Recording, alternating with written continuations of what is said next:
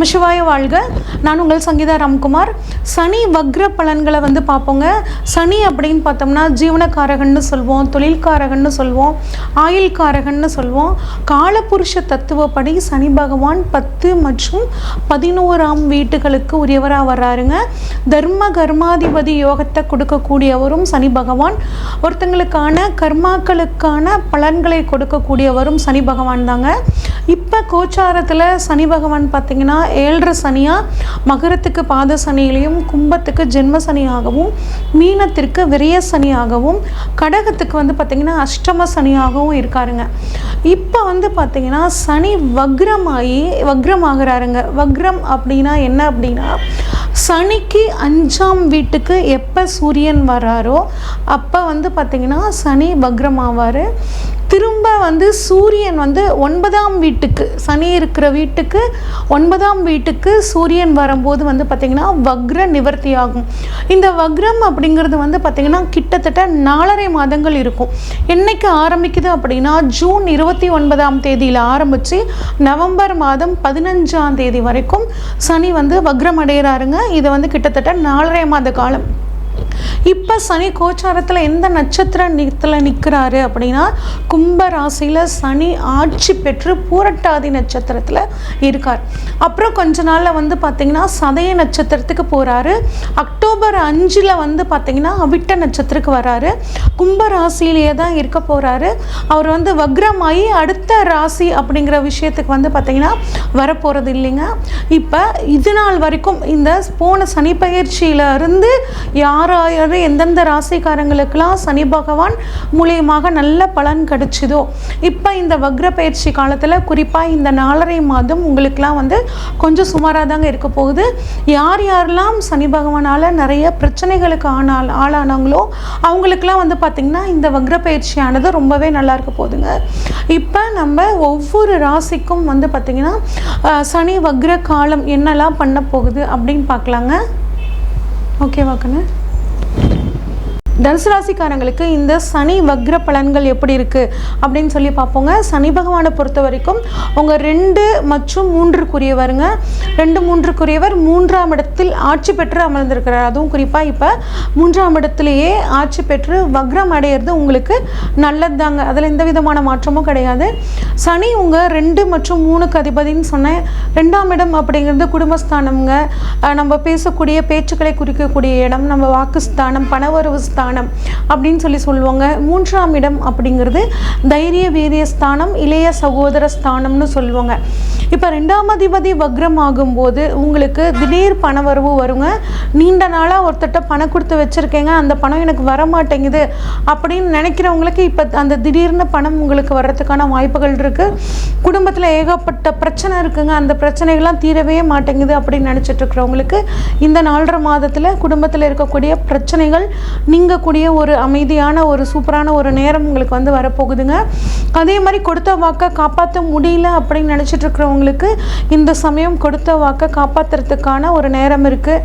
ஆனால் புதுசாக எந்த ஒரு வாக்கும் கொடுக்காமல் இருக்கிறது ரொம்பவே நல்லதுங்க. உங்களுக்கு பணப்பற்றாக்குறை அப்படிங்கிறது கட்டாயம் நீங்கும். ரொம்ப நாளாக நீண்ட காலமாக திருமணத்துக்காக காத்துட்ருக்கிறவங்களுக்கு திடீர்னு ஒரு திருமணம் திடீர்னு ஒரு திருமணம் அமையறதுக்கான ஒரு யோகம் கிடைக்க போகுதுங்க. அதே மாதிரி சுப காரியங்கள் உங்களுக்கு நடக்கிறதுக்கான ஒரு நேரம் ரொம்பவே நல்லா இருக்கு.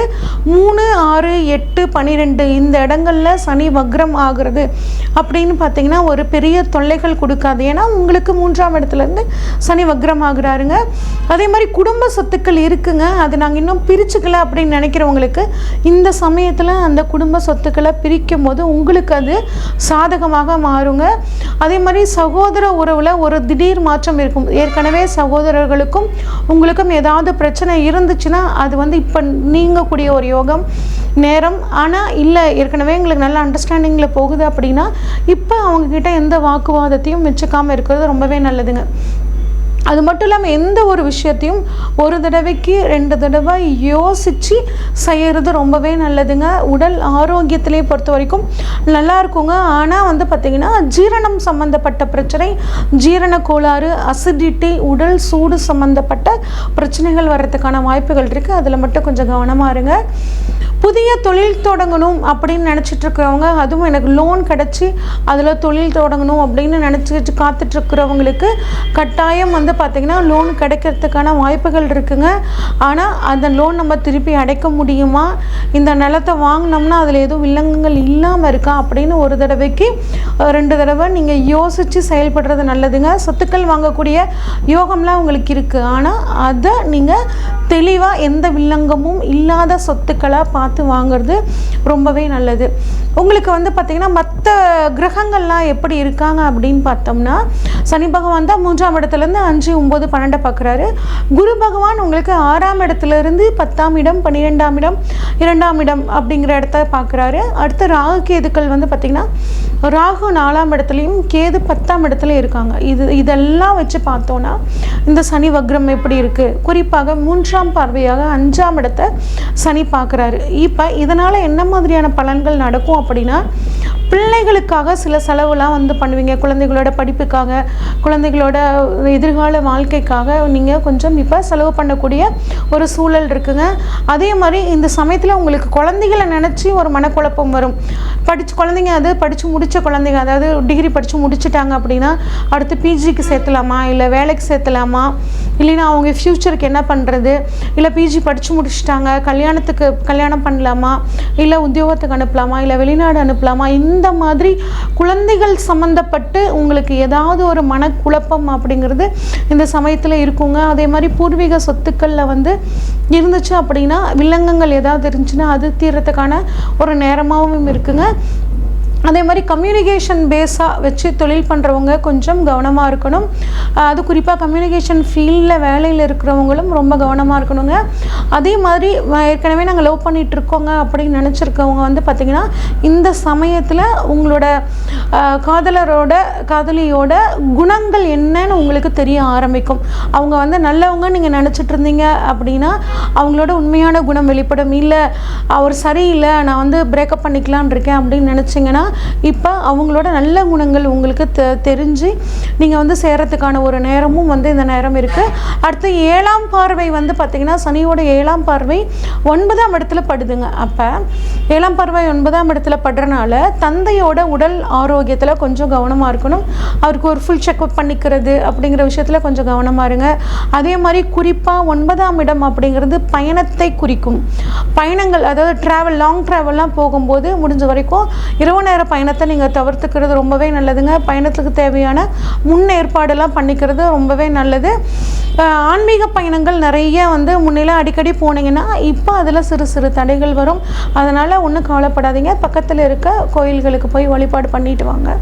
அடுத்து பொறுத்த வரைக்கும் வந்து பார்த்திங்கன்னா 10ஆம் பார்வையாக வந்து பார்த்திங்கன்னா உங்களோட ராசிக்கு 12ஆம் இடத்துல சனியோட பார்வை விழுது. இதனால் 12ஆம் இடம் அப்படிங்கிறது விரயஸ்தானம்ங்க. விரயம் வந்து இந்த சமயத்தில் கொஞ்சம் அதிகரிக்கும் சனியோட வக்ர பார்வை படுறனால.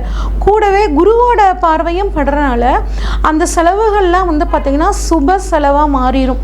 அதனால் பெருசாக கவலைப்பட தேவையில்லை. தேவையான வீட்டுக்கு தேவையான பொருளை வாங்குறது, வண்டி வாகனங்கள் வாங்குறது, இந்த மாதிரியான விஷயங்களை வந்து பண்ணுவீங்க. குழந்தைகளுக்காக செலவு பண்ணுவீங்க. இந்த மாதிரி சுப விரயங்களாக நீங்கள் பண்ணும்போது உங்களுக்கு வந்து பார்த்திங்கன்னா ஒரு மன மகிழ்ச்சியும் சந்தோஷமும் இந்த சூழ்நிலையில் ஏற்படும். குறிப்பாக வந்து பார்த்திங்கன்னா கால் பகுதியில் கொஞ்சம் நீங்கள் கவனமாக இருக்கிறது ரொம்பவே தேவைங்க. அதாவது செருப்பு போடாமல் போனால் முள் குத்துறது, ஒரு ஆணி வர்றது, இந்த மாதிரியான பிரச்சனைகள் வரும். பாதத்தையும் கால் பகுதியும் கொஞ்சம் கவனமாக இந்த சமயத்தில் பார்த்துக்கணுங்க. முடிஞ்ச வரைக்கும் நீண்ட பயணம் அப்படிங்கிறது தவிர்த்துக்கிறது ரொம்பவே நல்லது. சரி, உங்களை பொறுத்த வரைக்கும் இது வந்து ரொம்பவே ஒரு நல்ல சனி வக்ர பலனாக தான் உங்களுக்கு இருக்குது. இன்னும் சாதகமாக மாற்றிக்கணும் அப்படின்னா சிவ வழிபாடு பண்ணுறது ரொம்ப நல்லது. உங்களுக்கு இந்த 4.5 மாதத்தில் உங்களுக்கே அதிகமாக சிவ வழிபாடு பண்ணணும்னு தோணும். சிவ வழிபாடும் பைரவர் வழிபாடும் உங்களுக்கு எப்பயும் வாழ்க்கையில் ஒரு நல்ல முன்னேற்றத்தை கொடுக்கும்.